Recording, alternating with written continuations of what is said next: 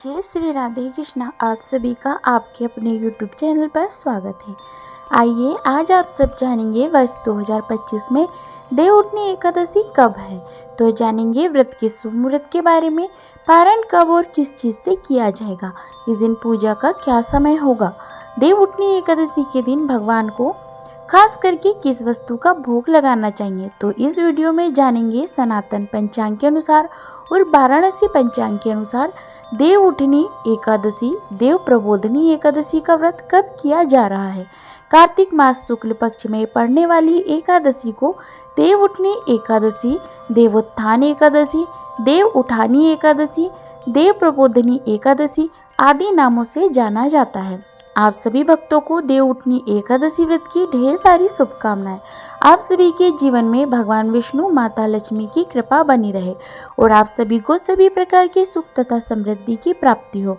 आषाढ़ मास शुक्ल पक्ष की एकादशी को भगवान विष्णु योग निद्रा में चले जाते हैं और कार्तिक मास शुक्ल पक्ष की देवउठनी एकादशी के दिन भगवान जागृत होते हैं।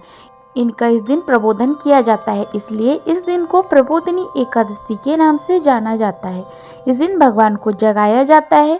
देवउठनी एकादशी का बड़ा ही विशेष महत्व माना गया है। जो भी भक्त सच्ची श्रद्धा के साथ, नियम और निष्ठा के साथ देवउठनी एकादशी का व्रत धारण करते हैं, इस दिन भगवान का प्रबोधन करते हैं, गान कीर्तन तथा स्तोत्र आदि का पाठ श्रवण आदि का कार्य करते हैं, व्रत में नियम का पालन करते हैं, तो प्रबोधनी एकादशी व्रत के प्रभाव से व्यक्ति को 1000 अश्वमेघ एवं 1000 राजस्व यज्ञ करने का पुण्य फल प्राप्त होता है। यह व्यक्ति के सभी प्रकार के पाप और ताप को नष्ट करने वाली है तथा अनेक प्रकार के इस व्रत को रखने के पुण्य फल बतलाए गए हैं, जो कि आप अगले वीडियो में संपूर्ण महात्म्य में जानेंगे। तो आइए जानते हैं देवउठनी एकादशी व्रत के शुभ मुहूर्त के बारे में। सबसे पहले सनातन पंचांग के अनुसार एकादशी तिथि प्रारंभ समय 1 नवंबर 2025 दिन शनिवार सुबह 9:14 और एकादशी तिथि की समाप्ति है वह 2 नवंबर 2025 दिन रविवार सुबह 7:30 पर। और वाराणसी पंचांग के अनुसार एकादशी तिथि प्रारंभ 1 नवंबर 2025 दिन शनिवार सुबह 4:03 और एकादशी तिथि की समाप्ति है वह 2 नवंबर की तक यानी कि 2 नवंबर की सुबह 2:56 पर। सनातन पंचांग के अनुसार इस बार अस्मार्थ के लिए गृहस्थों के लिए 1 नवंबर 2025 दिन शनिवार को व्रत बतलाया गया है। वहीं पे वैष्णव के लिए जो कि 2 नवंबर 2025 दिन रविवार को एकादशी का व्रत बतलाया गया है। वहीं पर वाराणसी पंचांग के अनुसार 1 नवंबर को ही गृहस्थ हो या वैष्णव हो सभी के लिए व्रत बतलाया गया। तो आप जिस भी पंचांग को मानने वाले हैं उसके अनुसार आप व्रत को धारण कर सकते हैं। अब जानते हैं व्रत के पारण के बारे में। व्रत का पारण जो कि हरिवासा समाप्त होने के बाद और द्वादशी तिथि में ही व्रत का पारण करना चाहिए।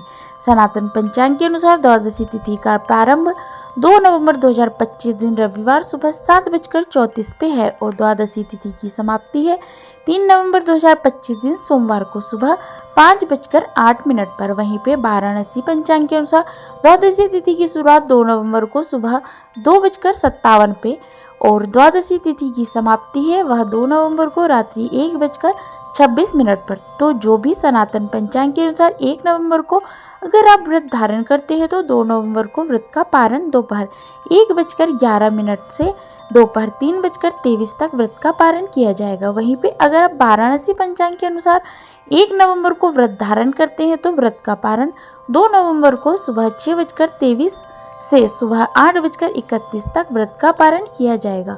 वहीं पर सनातन पंचांग के अनुसार वैष्णवों के लिए 2 नवंबर को व्रत बतलाया गया है। अगर आप सनातन पंचांग के अनुसार 2 नवंबर को व्रत धारण करते हैं तो व्रत का पारण 3 नवंबर को सुबह 5:15 से लेकर के सुबह 6:05 तक व्रत का पारण किया जाएगा। लेकिन आप वाराणसी पंचांग के अनुसार व्रत को मानने वाले हो तो सभी वैष्णव हो या स्मार्थ हो 1 नवंबर को ही व्रत धारण करें तो बड़ा ही उत्तम होगा। 1 और 2 नवंबर को ब्रह्म मुहूर्त का समय जो कि सुबह 4:50 से सुबह 5:41 तक होगा। देवउठनी एकादशी व्रत का पारण जो कि बेल्व दलेन वह तुलसी दलेन पारणम यानी कि बेलपत्र से या तुलसी दल से आप व्रत का पारण करें। यह संभव ना हो पाए तो आप जल या फल से व्रत का पारण करें, लेकिन ध्यान रखिए कि तुलसी पत्र द्वादशी तिथि के दिन नहीं तोड़ना चाहिए, जो कि तुलसी पत्र आप एकादशी के पहले ही तोड़ के रख ले और उसका ही प्रयोग करें। 1 और 2 नवंबर को ब्रह्म मुहूर्त का समय सुबह 4:50 से 5:41 तक होगा। प्रातःकाल पूजा का शुभ मुहूर्त सुबह 5:15 से सुबह 6:33 तक होगा। शाम को पूजा का शुभ मुहूर्त शाम 5:36 से शाम 6:54 तक होगा। 1 नवंबर को रवि योग बन रहा है, जो कि सुबह 6:33 से शाम 6:20 तक होगा, और 2 नवंबर को जो कि त्रिपुष्कर योग बन रहा है, जो सुबह 7:31 से शाम 5:03 तक होगा। वहीं पे इस दिन सर्वार्थ सिद्धि योग भी बन रहा है 2 नवंबर को, जो कि शाम 5:03 से अगले दिन सुबह 6:34 तक होगा। देवउठनी एकादशी के दिन इस दिन भगवान का पूरे विधि विधान के साथ गंध पुष्प धूप दीप आदि से पूजन करना चाहिए। अनेक प्रकार के नैवेद्य आदि का भोग लगाना चाहिए। खास करके इस दिन भगवान को द्राक्ष, अनार, केला, सिंगाड़े आदि का भगवान को भोग अवश्य लगाना चाहिए। इससे भगवान विष्णु अति प्रसन्न होते हैं। इस एकादशी व्रत को दिन रात्रि उपवास रहते हुए धारण करना चाहिए। जो उपवास ना रह पाए तो आप एक समय फलाहार ग्रहण करके व्रत को धारण करें और अगले दिन जाकर के फिर भगवान का पूजन आरती आदि करके ब्राह्मणों को भोजन करवा करके ब्राह्मणों को दान और दक्षिणा दे करके समय के अनुसार व्रत का पारण करना चाहिए। व्रती को व्रत के दौरान शुद्ध और सात्विकता का पालन करना चाहिए। किसी के ऊपर क्रोध नहीं करना चाहिए। अपने मन में किसी के प्रति ईर्ष्या या द्वेष का भाव नहीं लाना चाहिए। पूर्ण निष्ठा भक्ति भाव के साथ इस दौरान ओम नमो भगवते वासुदेवाय, श्री कृष्ण गोविंद हरे मुरारी आदि मंत्रों का जाप करना चाहिए। श्री सूक्त, पुरुषोक्त आदि का पाठ या श्रवण करना चाहिए। विष्णु सहस्त्र नाम आदि का पाठ या श्रवण करना चाहिए।